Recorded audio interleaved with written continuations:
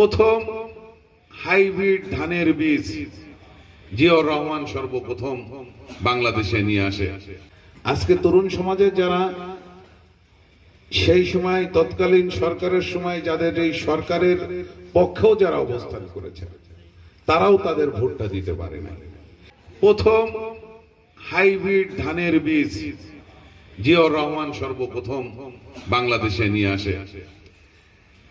এই কৃষকদের জন্য তিনি এই সারের ব্যবস্থা করেছিলেন।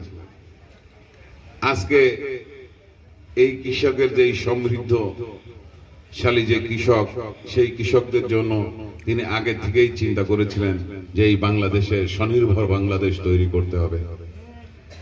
আজকে যারা অনেক পরিবারের মা ভাইয়েরা হলো দেশের বাইরে আছে, বিদেশে আছে, এই জনশক্তি রপ্তানি, এই জনশক্তি রপ্তানির প্রথম কাজটা জিয়াউর রহমান তৈরি করেছিলেন। সৌদি আরবের সাথে প্রথম চুক্তি করে বাংলাদেশ থেকে শ্রম শক্তি রপ্তানির কাজ শুরু হয়েছিল।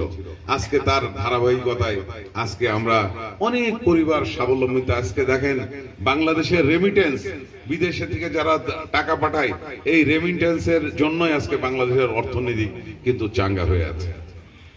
আরেকটা বিষয় অর্থনৈতিক বাংলাদেশের সবচেয়ে ভালো দিক, সেটি হচ্ছে এই গার্মেন্ট শিল্প। এই গার্মেন্ট শিল্প জিয়াউর রহমানের সময় তৈরি হয়েছিল এবং তিনি সারা বাংলাদেশে বিনা সুদে ছোট ছোট শিল্প কলকারখানা তিনি গড়ে তুলে দিয়েছিলেন। প্রথম ধাপ শুরু হয়।